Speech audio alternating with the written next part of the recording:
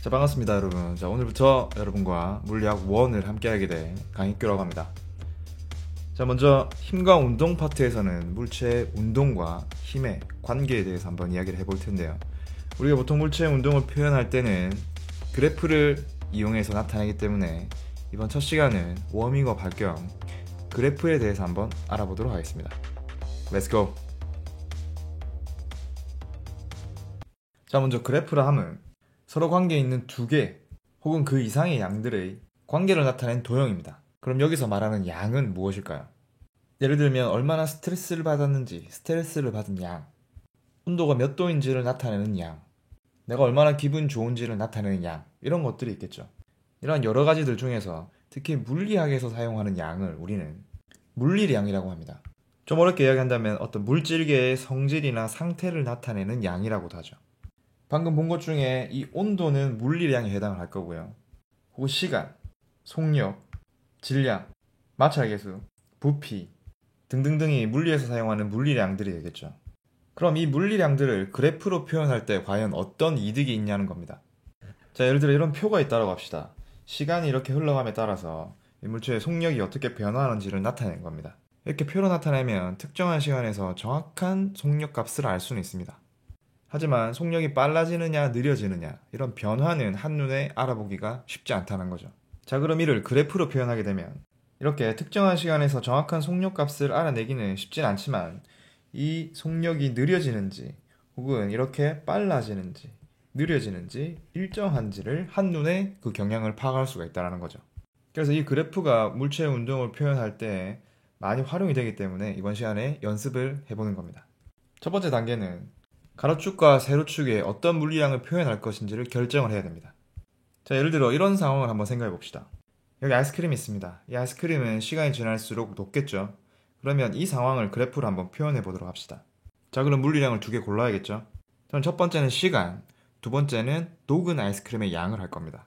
그럼 시간이 흘러갈수록 녹은 아이스크림의 양이 어떻게 변화하는지를 그래프로 표현할 거죠. 그래서 가로축엔 시간이라고 이렇게 쓰고요.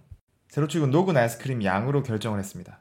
다음 두 번째 할 일은 가로축과 세로축에 어떤 단위를 사용할 것인지 그리고 눈금을 결정 지어줍니다. 아이스크림이 초 단위로 녹기에는 너무 변화가 작기 때문에 시간의 단위를 분으로 하겠습니다. 그래서 이렇게 적어주고요. 녹은 아이스크림의 양은 밀리리터로 이렇게 표시를 합니다. 자, 그리고 눈금을 표시해 주도록 하죠. 시간은 2분 단위로 표시를 했고요.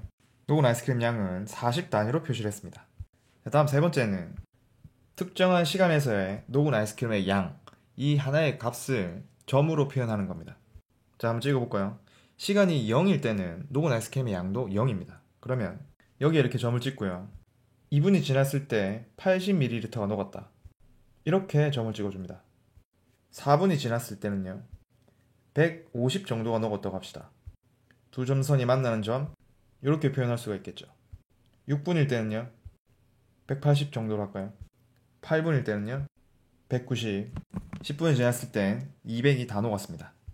자, 우리가 특정 2, 4, 6, 80 이 시간대에 측정을 한 값들만 이렇게 찍어줬다, 그죠? 하지만 이 사이사이 모든 시간대에 녹은 아이스크림의 양의 값들이 다 있을 겁니다. 하지만 그거를 모두 다 측정하기에는 데이터가 너무 많기 때문에 이렇게 몇 개만 찍은 겁니다. 그러면 그 사이의 값들은 이 점들을 하나로 연결시켜 주어서 완성을 하게 되는 거죠. 그래서 이런 그래프가 그려지게 되는 겁니다.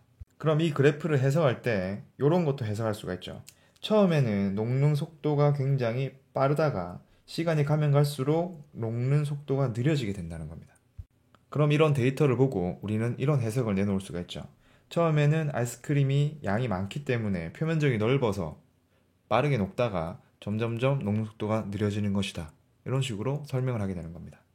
자, 그럼 이번에는 물체의 위치를 시간에 따라서 나타낸 그래프를 한번 보도록 하겠습니다. 일단 물체는 두 가지 종류가 있습니다. 그죠? A와 B가 있습니다. 자, 그러면 시간이 0일 때 두 물체의 위치는 어딘지를 봅시다. 두 그래프 모두 여기에 만나고 있기 때문에 시간이 0일 때 출발 지점에서 위치는 같습니다. 그럼 시간이 5초가 지났을 때 두 물체의 위치는 어딘지 봅시다. 여기에서 이렇게 뚜뚜뚜뚜뚜 따라 올라가서 A 물체의 경우에는 10m 떨어진 곳에 있고요. B 물체 같은 경우에는 20m 떨어진 곳에 있습니다. 같이 출발했지만 A는 10m, B는 20m가 떨어져 있는 거죠. 그러면 여기서 알 수 있는 건 같은 시간 동안 누가 더 멀리 간 거죠? B가 더 멀리 갔기 때문에 B의 움직이는 속도가 더 빨랐다는 것까지 알 수가 있고요. 그리고 같은 시간 동안 간 거리가 2배이기 때문에 속력이 얼마만큼 빨랐다? 2배만큼 빨랐다는 걸 알 수도 있죠. 자, 이번에 물체 A가 10초 때 어딘지를 봅시다. 이렇게 뚜뚜뚜 따라 올라가면 20m까지 이동했고요. 15초 때는 다시 10m 떨어진 지점으로 돌아왔습니다. 그렇다는 이야기는 10초부터 15초 동안에는 A는 반대 방향으로 움직였다는 걸 알 수도 있죠. 자, B 같은 경우에는 10초 때 B의 위치는 30m였지만 15초 때도 위치가 30으로 그대로 고정되어 있습니다. 그래서 10초에서 15초 이 구간에서는 B는 움직이지 않는다는 것도 우리가 알아낼 수가 있죠. 앞으로 우리는 다양한 그래프를 통해서 이 그래프에서 어떠한 정보들을 읽어낼 수 있는지를 연습을 하게 될 겁니다. 위치와 시간의 관계, 속력과 시간의 관계, 가속도와 시간의 관계, 이 세 가지가 물체의 운동을 표현할 때 우리가 주로 다루게 될 물리량들입니다. 자, 그러면 오늘 수업은 여기까지 하고요. 다음 시간부터 본격적인 내용을 시작해 보도록 하겠습니다.